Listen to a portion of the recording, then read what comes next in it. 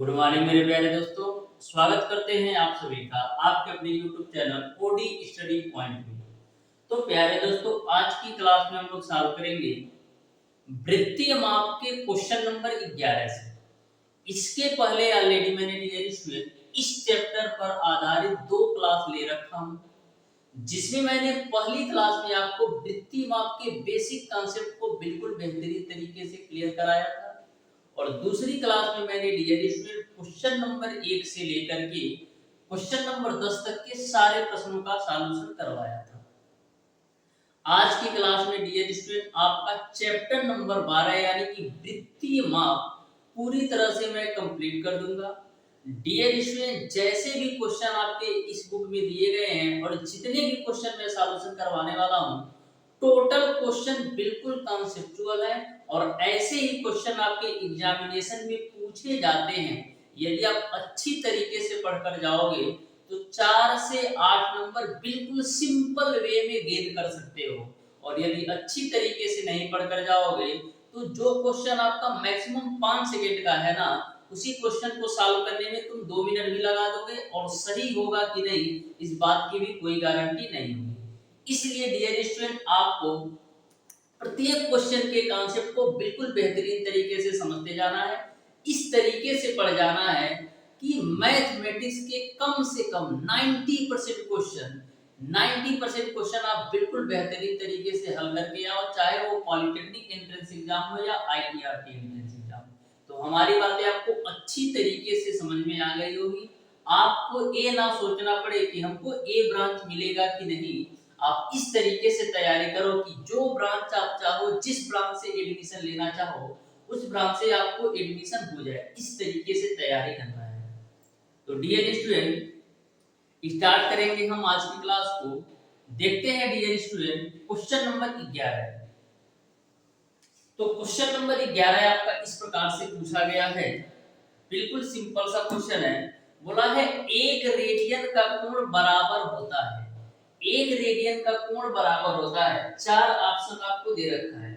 तो यहाँ पर डियर स्टूडेंट चारों ऑप्शंस को आप ध्यान से देखिएगा। तो ऑप्शन नंबर बी में आपको दे रखा है कि 2/पाई इनटू का समकोण। तो जो आपका 2/पाई इनटू का समकोण होता है वो आपका 1 रेडियन के बराबर होता है, क्योंकि 2 पाई की वैल्यू 180 और समकोण की वैल्यू भी 90 डिग्री होती है। तो 90 गुना 180 से 180 कैंसिल हो जाएगा, तो ये आपका 1 रेडियन के बराबर हो जाएगा। इस तरीके से क्वेश्चन नंबर 11 का ऑप्शन नंबर बी सही हो जाएगा। बिल्कुल सिंपल क्वेश्चन पूछे जाते हैं। यदि पढ़ कर जाओगे तो यही क्वेश्चन बिल्कुल सिंपल लगेंगे, और नहीं पढ़ के जाओगे तो यही क्वेश्चन बिल्कुल हार्ड भी लगेंगे। तो देखते हैं डियर स्टूडेंट क्वेश्चन नंबर 12 को ध्यान से देखना। बोला है 4 सेमी व्यास का एक वृत्त 14 सेमी व्यास के वृत्त पर बिना फिसले लुढ़कता है। लुढ़कते वृत्त के एक पूर्ण चक्कर द्वारा 14 सेंटीमीटर व्यास के केंद्र पर बनाया गया कोण कितना होगा, ये आपको बताना है। तो बिल्कुल ध्यान से समझिएगा। यहाँ पर बोला गया कि 4 सेमी व्यास का एक वृत्त है, जो कि 14 सेमी व्यास वाले वृत्त पर बिना फिसले लुढ़कता है। यानी कि लुढ़कता कौन है?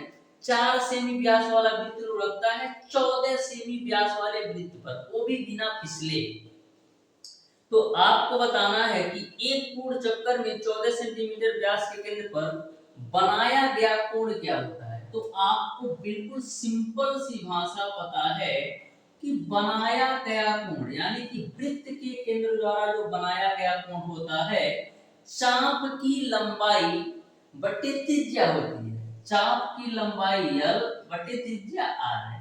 लेकिन यहाँ पर बात की जा रही है कि 4 सेमी व्यास का वृत्त, तो यहाँ पर जो दूरी आएगी वो क्या आएगी?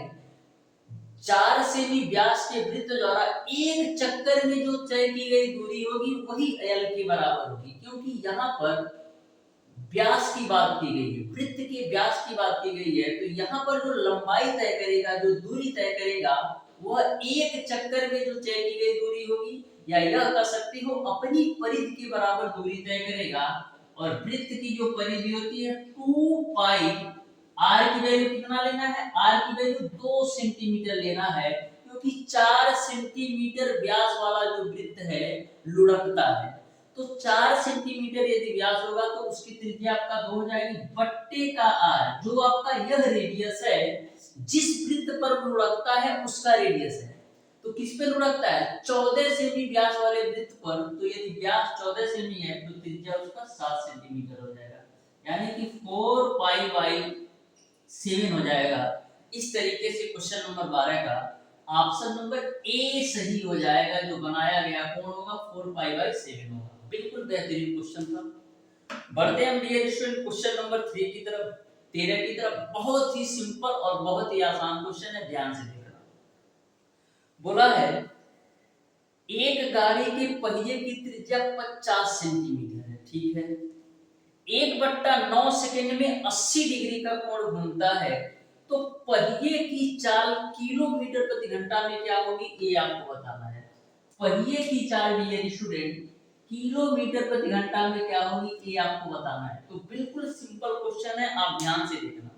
यदि मैं आपसे पूछूं कि पहिया जो है एक चक्कर में कितनी दूरी तय करेगा, तो जो आपका पहिया है एक चक्कर में अपनी परिधि के बराबर ही तो दूरी तय करेगा। यानी कि पहिए द्वारा जो तय की गई दूरी होगी, पहिए द्वारा जो तय की गई दूरी होगी अपनी परिधि के बराबर, यानी कि 2 पाई r के बराबर दूरी तय करेगा। तो यहाँ पर 2 पाई r की वैल्यू इन्होंने दे रखा है 50 सेंटीमीटर। तो यहां से सॉल्व करिएगा तो 100 पाई सेंटीमीटर होगा।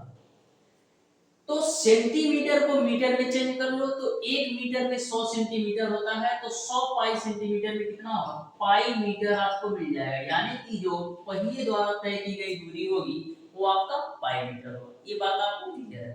अब हमको चाल निकालने के लिए दूरी तो पता चल गया, अब समय का मान पता होना चाहिए। तो समय का मान कैसे निकालोगे? यदि मैं बात करूं डियर स्टूडेंट, समय का मान तो सिंपली दिया ही नहीं है कि एक चक्कर में इतना समय लेता है, लेकिन यदि मैं आपसे पूछूं कि एक चक्कर में कितने डिग्री का कोण घूमेगा, तो आप कहोगे एक चक्कर में 360 डिग्री का कोण घूमेगा। अब आपको पता है कि 80 डिग्री का कोण घूमने में 1/9 सेकंड लगता है, तो हम 360 डिग्री का कोण घूमने में कितना समय लगेगा ये निकाल सकते हैं। तो बिल्कुल सिंपल सा कॉन्सेप्ट है, 80 डिग्री का कोण घूमने में 1/9 सेकंड लगता है। तो हम बात करें 1 डिग्री का कोण घूमने में कितना लगेगा? 9/72, यानी 1/720 सेकंड का समय लगेगा। लेकिन एक चक्कर में पहिया कितने डिग्री का कोण घूमेगी? 360 डिग्री का। तो दोनों पक्षों में आप 360 से मल्टीप्लाई कर दो, तो लो मैंने 360 से मल्टीप्लाई कर दिया तो 36 गुना 72 होता है, यानी कि 360 डिग्री के कोण पर वह 1/2 सेकंड का समय लेगी। यानी कि पहिया जो है एक चक्कर पूरा करने में 360 डिग्री घूमेगी और 360 डिग्री घूमने में वह 1/2 सेकंड का समय लेगी। अब आपको समय का भी मान पता चल गया कि पूरा चक्कर करने में 1/2 सेकंड का समय ले रही है, और दूरी का भी मान पता चल गया। तो आप चाल निकाल सकते हो। चाल बराबर दूरी बट्टे समय। दूरी आपका है पाई और समय आपका है 1/2। तो पाई की वैल्यू रख दो 22/7, समय का 1/2, तो इसको कैलकुलेट करोगे तो 44/7 मीटर प्रति सेकंड होगा। 44/7 मीटर प्रति सेकंड होगा। लेकिन आपको जो आंसर देना है किलोमीटर प्रति घंटा में, तो मीटर प्रति सेकंड को किलोमीटर प्रति घंटा में चेंज करने के लिए क्या करते हो? 18/5 से गुणा कर दो। तो यहां से होगा 18 चौक 72, 18 चौक 72 और 7 जोड़ोगे तो 79 आएगा, यानी कि 79 आएगा, बट्टे नीचे 35 आएगा। डिवाइड कर लो तो कितना आएगा? 35 दूना 70, बचेगा 9 दो 35 दूना 70, ये 22 जीरो बचेगा, तो 35 छक्का 210 होता है, यानी कि 22.6 आएगा। यानी कि जो फाइनल आंसर होगा 22.6 किलोमीटर प्रति हावर आएगा। जो फाइनल आंसर होगा वो आपका 22.6 किलोमीटर प्रति घंटा होगा। इस तरीके से क्वेश्चन नंबर 13 का ऑप्शन नंबर डी सही हो जाएगा। तो देख सकते हो कितना बेहतरीन क्वेश्चन था, बस आपको क्वेश्चंस के लैंग्वेज में घुमाया था। बढ़ते हैं हम डियर स्टूडेंट क्वेश्चन नंबर 14 की तरफ। तो क्वेश्चन नंबर 14 आपके सामने है, ध्यान से देखिएगा कैसे सॉल्व करना है क्वेश्चन नंबर 14 को। बिल्कुल सिंपल सा ये भी क्वेश्चन है, आप ध्यान से देखिएगा तो आप अच्छी तरीके से सॉल्व कर पाओगे। सिंगल से फार्मूले पर बेस्ड है, तो ध्यान से समझिएगा क्वेश्चन नंबर 14 कैसे सॉल्व करना है। बोला है एक वृत्त की परिधि पर चिन्ह अंकित है, प्रत्येक दो चिन्हों के बीच की दूरी इन्होंने दे रखा है 1.1 सेंटीमीटर है और वो 45 मिनट के बराबर है। तो वृत्त की त्रिज्या क्या होगी ये आपको बताना है। वृत्त की त्रिज्या क्या होगी ये आपको बताना है। तो आपको सिंगल सा फार्मूला ध्यान में रखना है, L बराबर आपका होता है थीटा बट्टे का 360 पूरे आपका होता है 2 पाई r। L बराबर आपका होता है थीटा बट्टे का 360 पूरे 2 पाई r है, जो L होता है तय की गई लंबाई है, ठीक है। तो यहाँ पर जो प्रत्येक दो चिन्हों के बीच की दूरी है, जो दूरी है वो कितना दे रखा है 1.1 सेंटीमीटर, यानी जो यल की लंबाई दे रखा है, दूरी तो ही लंबाई होती है, यानी कि जो लंबाई की वैल्यू दे रखा है 1.1 सेंटीमीटर, ठीक है। तो 1.1 को हम लिख लेते हैं 11/10, किसी को कोई कंफ्यूजन नहीं। अब देखो थीटा की वैल्यू हमको डिग्री में रखना है, लेकिन यहाँ पर दे रखा है 45 मिनट, यहाँ पर दे रखा है 45 मिनट। तो 45 मिनट को डिग्री में चेंज करने के लिए क्या करोगे, इसमें हम 60 से भाग दे देंगे। क्यों? क्योंकि 1 डिग्री की जो वैल्यू होती है 60 मिनट होता है। तो 1 मिनट की वैल्यू जो होगी 1/60 डिग्री होगा, यानी कि यदि हमको मिनट को डिग्री में चेंज करना है तो 60 से भाग दे देंगे। यहाँ से कैलकुलेट करिएगा तो 3/4 आपको मिल जाएगा, यानी कि आपको 3/4 थीटा की वैल्यू मिल जाएगी। तो यहाँ से थीटा की वैल्यू रख दो 3/4, नीचे आपका है 360 गुणे 2 पाई की वैल्यू आपको रख दो 22/7। आर की जो वैल्यू दे रखा है वो आपको दे रखा है डियर स्टूडेंट, आर की जो वैल्यू दे रखा है डियर स्टूडेंट वो आपको कितना दे रखा है, आर की वैल्यू निकालना है तो आर की वैल्यू यहाँ पर आर ही रखते हैं। यहाँ तक आपको क्लियर है, मैंने कुछ नहीं किया डियर स्टूडेंट, आपको 45 मिनट दे रखा था, मैंने 45 मिनट को डिग्री में चेंज किया, ठीक है। तो 3/4 आया, 3/4 मैंने रख दिया। अब देखो 11 दूना 22 आपका होता है, 2 दूना 4 से a4 कैंसिल और है 0 से a0 खोपचे में, तो मिल जाएगा आपको 1 बराबर 3/36, ठीक है, गुणे का r और नीचे बट्टे का 7 हो जाएगा। 3 से काटो तो 12×3=36, तो r की वैल्यू कितना मिल जाएगा 12×7 84 सेंटीमीटर मिल जाएगा, यानी कि जो वृत्त की त्रिज्या होगी वो आपका 84 सेंटीमीटर होगा। इस तरीके से क्वेश्चन नंबर 14 का ऑप्शन नंबर सी सही हो जाएगा। Option number C will be the right answer for question number 14। बढ़ते हैं डियर स्टूडेंट क्वेश्चन नंबर 15 की तरफ। इसी फार्मूले पर बेस्ड आपका क्वेश्चन नंबर 15 भी है, आप ध्यान से समझिएगा क्वेश्चन नंबर 15 को कैसे सॉल्व करना है। तो देखो दे रखा है क्वेश्चन नंबर 15, एक पट्टा 25 सेंटीमीटर व्यास की पुल्ली से गुजरता हुआ पृथ्वी पर 150 डिग्री का कोण बनाता है। पुल्ली के संपर्क में पट्टे की लगभग लंबाई क्या है, यानी कि इस क्वेश्चन में आपको लंबाई की वैल्यू याद करना है, यल की वैल्यू याद करना है। तो आपको सिंपल सा फार्मूला पता है कि यल बराबर आपका होता है थीटा बट्टे का 360 गुणे आपका होता है 2 पाई आर। तो यल की वैल्यू निकालना है, थीटा की वैल्यू आपको दे रखा है 150 डिग्री बट्टे का 360 डिग्री गुणे 2 पाई की वैल्यू रख दो 22/7 और आर की वैल्यू कितनी होगी, यहाँ पर बात की गई है 25 सेंटीमीटर व्यास की। तो यदि व्यास 25 सेंटीमीटर होगा तो त्रिज्या आपका कितना हो जाएगा 25/2, ठीक है। यहाँ से 2 से 2 काट लो, 0 से 0 काट लो, 3 × 5 = 15, अब 12×3=36 कर दो, 2 से काट लेते हैं तो 2 छक्का 12, फिर 2 11 22। तो यल की वैल्यू आपको कितना मिल जाएगी 11 का गुणा 5 में करोगे तो गुणे 25 बट्टे का 6 सत्ते 42, इसी को कैलकुलेट करो तो देखो कितना मिलेगा।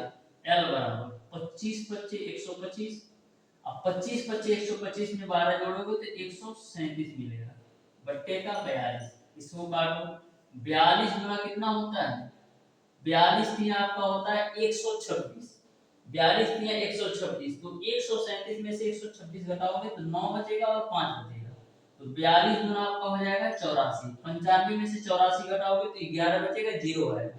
अब 42 गुना कितना होगा, फिर 84 हो जाएगा, यानी कि 32.2 आएगा आपका। देखो ऑप्शंस में दिया है कि नहीं, इस तरीके से डियर स्टूडेंट आपका ऑप्शन नंबर ए में दे रखा है, जो आपका ऑप्शन नंबर ए दे रखा है 32 समथिंग, वही आपका राइट आंसर होगा। ज्यादा आपको कैलकुलेशन करने की जरूरत है नहीं। इस तरीके से क्वेश्चन नंबर 15 का ऑप्शन नंबर ए सही हो जाएगा। बढ़ते हैं हम डियर स्टूडेंट क्वेश्चन नंबर 16 की तरफ, जो कि बिल्कुल सिंपल और आसान सा ए बी क्वेश्चन है। आप ध्यान से देखिएगा, इसी फार्मूले पर बेस्ड आपका क्वेश्चन नंबर 16 दिया है। तो क्वेश्चन नंबर 16 आपका है कि 28 सेंटीमीटर त्रिज्या के वृत्त का 22 सेंटीमीटर लंबाई का चाप केंद्र पर कोण अंतरित जो करता है उसका मान बताना है। यानी कि इसमें आपको थीटा की वैल्यू बताना है कि थीटा की वैल्यू क्या होगी। तो लंबाई L बराबर क्या होता है, थीटा बट्टे का 360 गुणे आपका होता है 2 पाई r।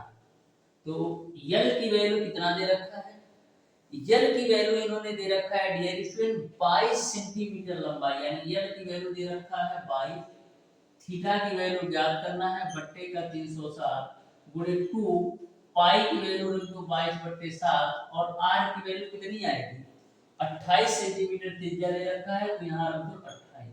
ए 22 से 22 खुपचे में 7 चौको 28, 7 से 7 कैंसिल, ठीक है ना। हो अब देखो 4 से काटेंगे तो 4 9 36, 2 से काटेंगे तो 45 बार में कटेगा, यानी थीटा की जो वैल्यू होगी वो आपका 45 डिग्री हो जाएगा। इस तरीके से डियर स्टूडेंट क्वेश्चन नंबर 16 का ऑप्शन नंबर सी सही हो जाएगा, जो थीटा की वैल्यू होगा वो 45 डिग्री होगा। बढ़ते हैं हम डियर स्टूडेंट क्वेश्चन नंबर 17 की तरफ। बहुत ही बेहतरीन तरीके से प्रत्येक क्वेश्चन के सॉल्यूशन को आप समझ पा रहे होंगे, क्योंकि मैं बिल्कुल सिंपल और आसान वे में सारे क्वेश्चन का कॉन्सेप्ट बता रहा हूं। बढ़ते हैं हम डियर स्टूडेंट क्वेश्चन नंबर 17 की तरफ। आप बिल्कुल ध्यान से समझिएगा क्वेश्चन नंबर 17 को कैसे सॉल्व करना है। तो क्वेश्चन नंबर 17 आपका है, दो समबाहुभुजों के कोणों में 3:2 का अनुपात है, ठीक है। पहले बहुभुज की भुजाएं दूसरे बहुभुज की भुजाओं की दोगुनी है, तो बहुभुज में भुजाएं कितनी है ये आपको बताना है। ध्यान से देखो, दो समबाहुभुजों के कोणों में 3:2 का अनुपात है।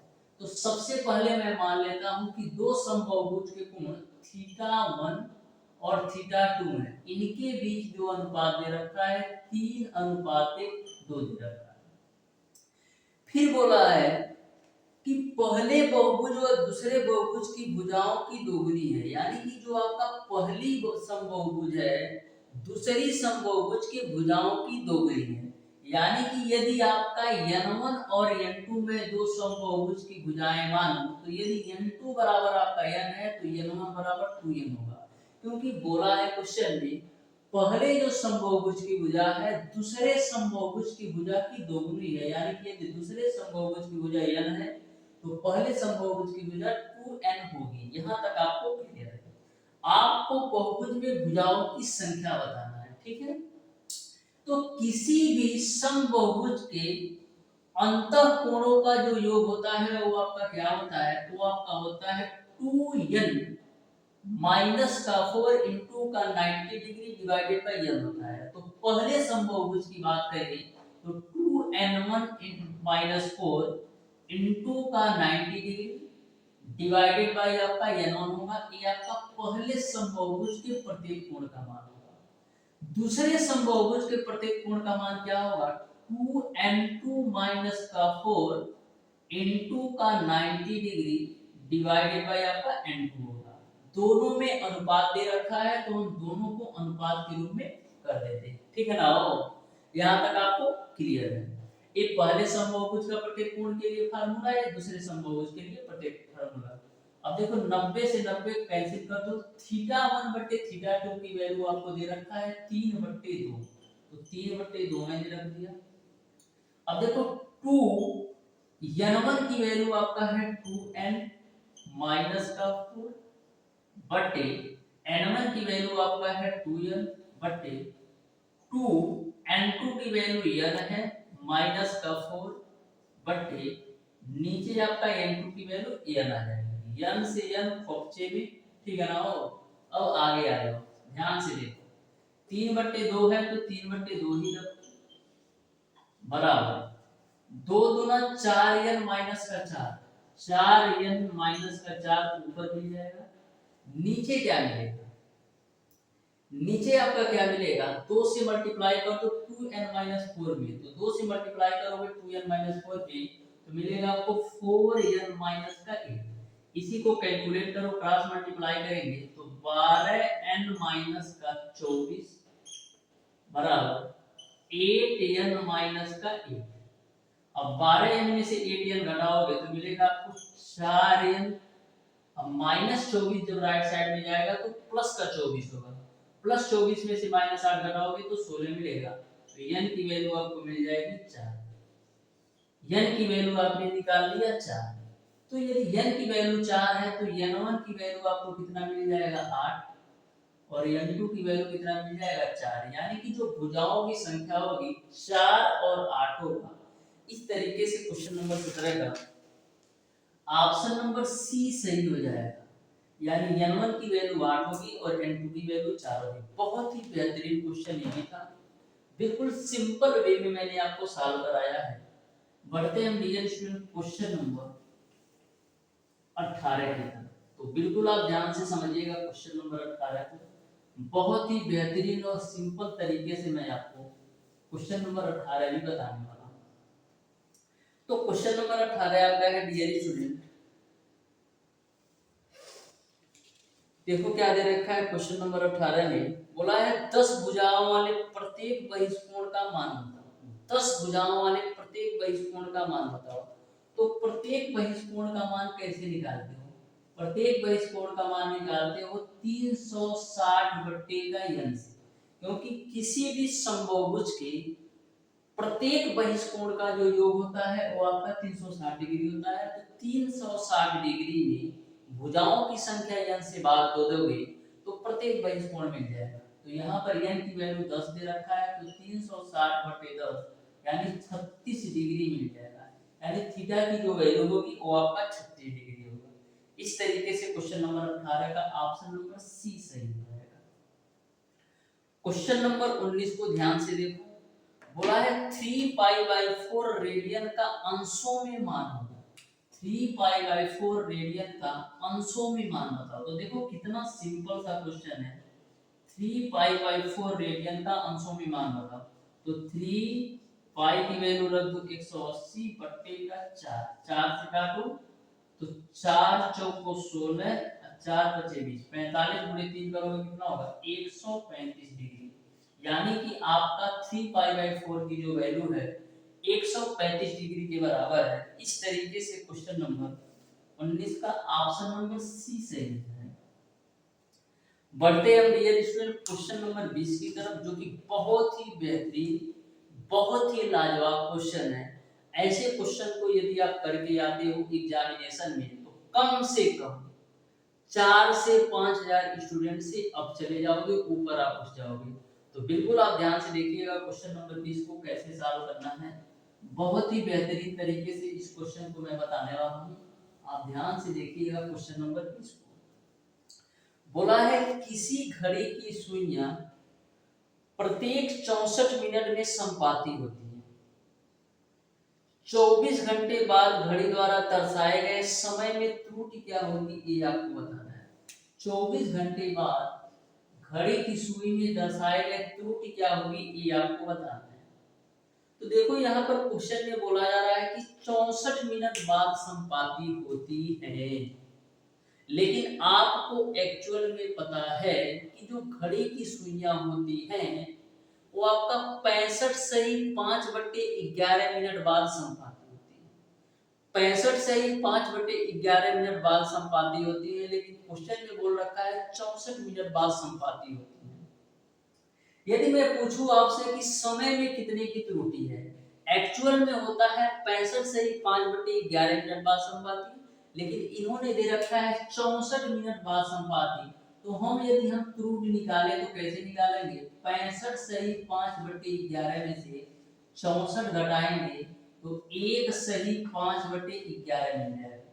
यानी कि समय में यदि हम त्रुटि देखें तो 1 सही 5/11 मिनट की त्रुटि हो रही है, जो कि आपका 16/11 मिनट के बराबर है। यहाँ तक आपको क्लियर है कि एक्चुअल में जो घड़ी की सुइयां संपाती होती हैं 65 सही 5/11 मिनट पर, लेकिन इन्होंने दे रखा है 64 मिनट पर।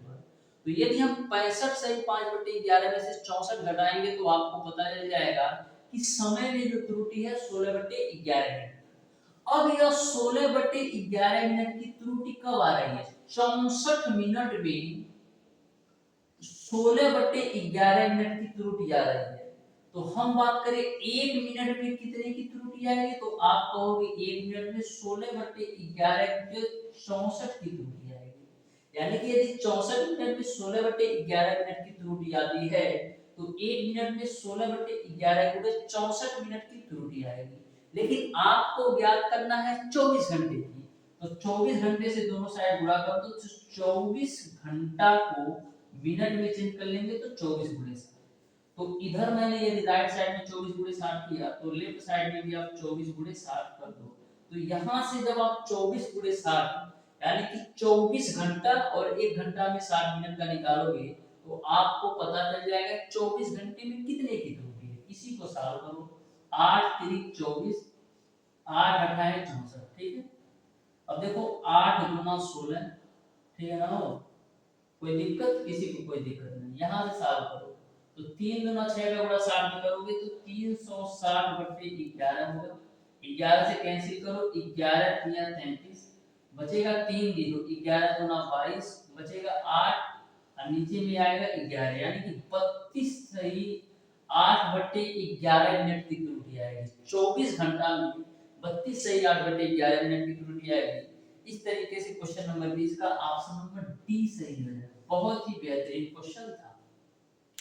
क्वेश्चन नंबर 21 को आप लोग सॉल्व करिएगा और बताइएगा डियर स्टूडेंट क्वेश्चन नंबर 21 का कौन सा ऑप्शन सही होगा।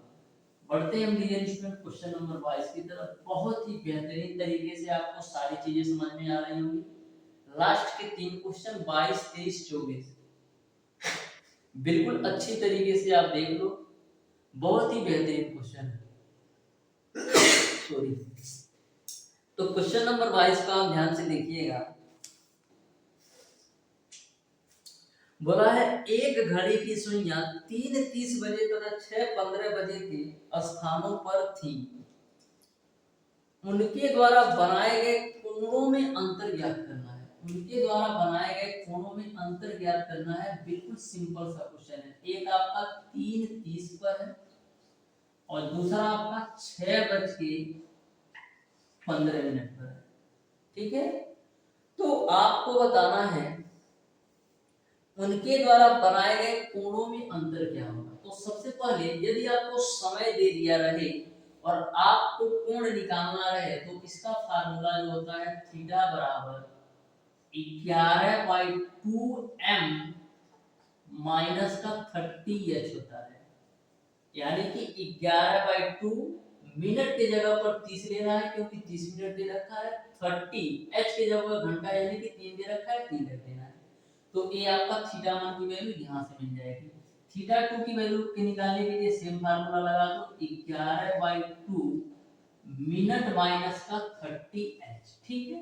अब वैल्यू रख दो तो 11/2 मिनट की वैल्यू कितना दे रखा है 30 माइनस का 30 गुणे घंटा की वैल्यू आपका है 3।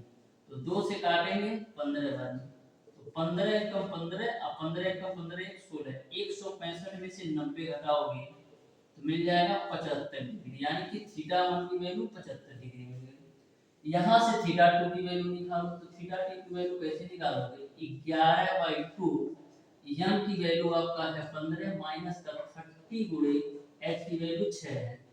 तो यहाँ पर देखो 11 गुणे 15 करोगे तो 165 मिलेगा, ठीक है ना, 165 मिलेगा, बट्टे का 2 माइनस का 180, 2 से काटेंगे तो 2 अट्ठे 16, 2 दूना 4, 2 बचे 10, यानी कि 180 में से 82.5 घटाना है। ध्यान रखिएगा यहाँ पर आपका प्लस माइनस होता है, और ये भी कोई मतलब नहीं है कि माइनस और प्लस का कोई चक्कर ही नहीं है समय के लिए।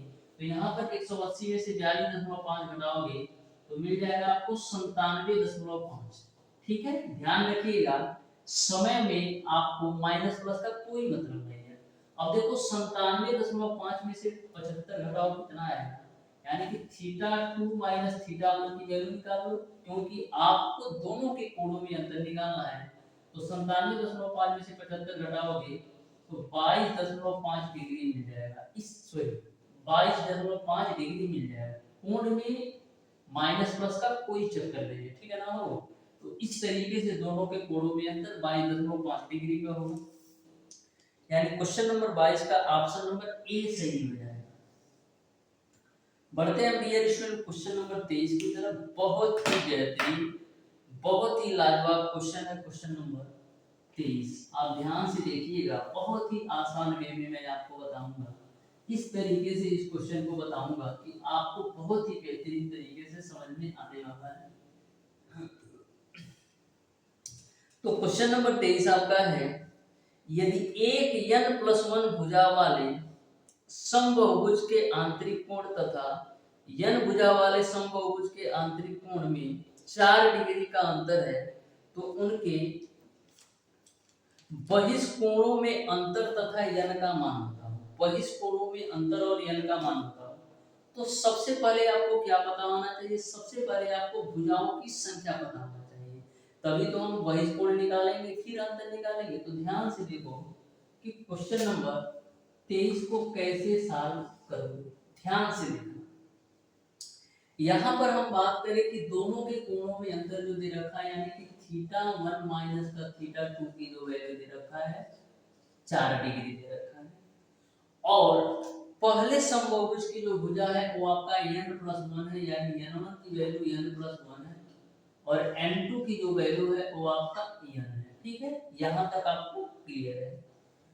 तो आपको उनके बहिष्कोणों में अंतर तथा n का मान बताना है। तो सबसे पहले थीटा 1 माइनस थीटा 2 की वैल्यू 4 डिग्री दे रखा है, तो 4 डिग्री। थीटा 1 के लिए कैसे फार्मूला लगाओगे, आप फार्मूला लगाओगे 2n1 माइनस का 4 इनटू का 90 degree divided by n1, minus theta 2 के लिए लगाओगे 2n2 माइनस का 4 इनटू का 90 डिग्री डिवाइडेड बाय n2। यहाँ तक सबको क्लियर है। मैंने क्या किया, थीटा 1 के लिए ये फार्मूला और थीटा 2 के लिए ये फार्मूला, ठीक है, यहाँ तक आपको क्लियर है। अब देखो 90 यहाँ भी है, 90 यहाँ भी है, तो 90 दोनों जगह से कॉमन ले लेंगे तो आपको मिल जाएगा 4/90। 2 n1 की वैल्यू रख दो n प्लस का 1 माइनस का 4 ब्रैकेट लगा दो, n1 की वैल्यू रख दो n प्लस का 1, ठीक है, माइनस का 2 n2 की वैल्यू n रख दो माइनस का 4 बटे n2 की वैल्यू अब रख दो n। ठीक है, यहाँ तक आपको क्लियर है। अब 2 से काटो तो 2 दूना 4 और 2 45 यानी 90, यानी आपको मिल जाएगा 2/45 बराबर, मल्टीप्लाई करो तो मिलेगा आपको कितना, 2n प्लस का 2 माइनस का 4 divided by n plus 1 minus का 2n माइनस का 4 डिवाइडेड बाय n। इसको आपको कैलकुलेट कर देना है। यहाँ पर देखो -4 में से 2 घटा दो तो मिल जाएगा आपको माइनस का 2, -4 में से 2 घटाओगे तो मिल जाएगा माइनस का 2। यहाँ तक आपको क्लियर है। अब एलसीएम लेके आप सॉल्व कर दो तो देखो क्या मिलेगा, 2/45, ठीक है, एलसीएम आपका आएगा n+1, ठीक है। अब n का गुणा 2n-2 में करो तो मिलेगा आपको 2n² - 2n, 2n² माइनस का 2n, n+1 का गुणा 2n-4, n+1 का गुणा करना है 2n-4। यहाँ तक आपको क्लियर है। अब देखो 2/45, ये आपका मिलेगा 2n² माइनस का 2n, माइनस का 4 है, ठीक है वो माइनस का 4, 2n-4 का गुणा n+1 में हो रहा है ना, तो 4 का कहाँ से आ गया, ये 4 आपका नहीं होगा, ठीक है, ये 4 नहीं होगा, ठीक। अब मल्टीप्लाई करा दो, n का गुणा कराएंगे 2n-4 में मिलेगा तो आपको 2n² माइनस का 4n, एक का कराओगे तो मिलेगा आपको 2n-4, ठीक है। और नीचे में आपका हो जाएगा n² प्लस का n, ठीक है। अब देखो माइनस से मल्टीप्लाई कर दो तो माइनस का 2n² हो जाएगा, प्लस का 4n हो जाएगा, और ये आपका प्लस वाली वैल्यू माइनस हो जाएगी, और ये आपका माइनस वाली वैल्यू प्लस हो जाएगी, ठीक है। यहाँ तक क्लियर है। अब देखो 4n में से 2n घटाओगे तो प्लस का 2n होगा, 4n में से 2n घटाओगे तो प्लस का 2n हो गया, अब प्लस का 2n माइनस का 2n से कैंसिल हो जाएगा। यहाँ तक आपको क्लियर है। 4n में से 2n घटाओगे प्लस का 2n होगा, अब प्लस के 2n और माइनस के 2n आपस में कैंसिल होंगे, माइनस का 2n² प्लस का 2n² कैंसिल होगा, तो ऊपर आपको मिल जाएगा 2/45 बराबर, ऊपर आपको मिल जाएगा 4 और नीचे आपको मिल जाएगा n² प्लस n, 2 से काटो तो 2 दूना 4, तो यहाँ से आपको मिलेगा n² प्लस n बराबर 90। इसी को कैलकुलेट करिएगा, यहाँ से आप कैलकुलेट करिएगा तो n की वैल्यू निकालना है, यानी कि द्विघात समीकरण के रूप में है 9 दहिया में 90 होता है, यानी 10 में से 9 घटाओगे तो 1 मिल जाएगा, तो यहाँ से आप n की वैल्यू निकालिएगा, n की वैल्यू आप निकालिएगा तो कितना मिलेगा, n की वैल्यू आपको निकालिएगा, ठीक है, n की वैल्यू आपको निकालिएगा तो आपको 9 मिल जाएगा, ठीक है। इसको आप कैलकुलेट कर लीजिएगा, n की वैल्यू आप निकालिएगा तो 9 मिल जाएगा, मैंने ऑलरेडी कैलकुलेट कर रखा है, n की वैल्यू निकालिएगा तो 9 मिल जाएगा, तो n1 की भुजा कितनी हो जाएगी, यदि n की वैल्यू 9 होगी तो n1 की भुजा 10 होगी, और n2 की जो भुजा होगी वो आपका 9 हो जाएगा, ठीक है। यहाँ तक आपको क्लियर है। तो आपको बताना क्या है, आपको बताना है, ये तो भुजाओं की संख्या हो गई 10 और 9, ठीक है, n की वैल्यू 9 हो गई, ठीक है। अब आपको दोनों के बहिष्कोणों में अंतर ज्ञात करना है, ठीक है। तो किसी भी समबाहुभुज के बहिष्कोणों का योग क्या होता है, 360 डिग्री। यदि मैं θ1 की वैल्यू निकालना चाहूं तो क्या करते हो, 360 में n1 से भाग देते हो तो θ1 की वैल्यू निकालोगे, और θ2 की वैल्यू निकालने के लिए क्या करोगे, 360/n2 की वैल्यू निकालोगे, क्योंकि यहाँ पर आपको बहिष्कोणों में अंतर निकालना है। तो पहला बहिष्कोण यानी कि पहले समबाहुभुज का बहिष्कोण निकालने के लिए क्या करेंगे, 360 डिग्री बटे n1 करेंगे, और दूसरे समबाहुभुज का बहिष्कोण निकालने के लिए 360/n2 रखोगे। तो यहाँ पर 360/10 करोगे तो जो आपका θ1 की जो वैल्यू आएगी, जो आपका θ1 की जो वैल्यू आएगी वो आपका कितना आएगा, 360/10 करोगे तो θ1 की वैल्यू आपका 36 डिग्री आएगा, और n2 की वैल्यू 9 है, यानी कि 360/9 करोगे तो θ2 की वैल्यू आपको आएगा 40 डिग्री। अब दोनों का अंतर देख लो तो 40 और 36 डिग्री का अंतर कितना है, 4 डिग्री का अंतर है। तो आपको जो n का मान है वो आपने निकाल लिया 9, और दोनों के बहिष्कोणों में जो अंतर है वो आपका 4 डिग्री है। इस तरीके से क्वेश्चन नंबर 23 का ऑप्शन नंबर कौन सा सही हो जाएगा, वो इस तरीके से क्वेश्चन नंबर 23 का डियर स्टूडेंट आपका क्वेश्चन नंबर 23 का आपका ऑप्शन नंबर सी सही हो जाएगा, ठीक है ना हो, यानी कि भुजा 9 और दोनों के बहिष्कोणों में अंतर 4 डिग्री का अंतर। देखते हैं डियर स्टूडेंट इस चैप्टर का लास्ट क्वेश्चन, जो कि बहुत ही सिंपल और आसान सा क्वेश्चन है। तो क्वेश्चन नंबर 24 को ध्यान से समझो, आपको सॉल्व करना है। बोला है यदि दो नियमित बहुभुजों की भुजाओं की संख्या में 1:5 का अनुपात है, ठीक है, तथा उनके आंतरिक कोणों में अनुपात 15:19 का है, तो प्रत्येक में भुजाओं की संख्या बताना है। ऐसा क्वेश्चन ऑलरेडी मैंने सॉल्व करवा रखा है, इसको आप बिल्कुल बेहतरीन तरीके से आप सॉल्व करके बताइएगा।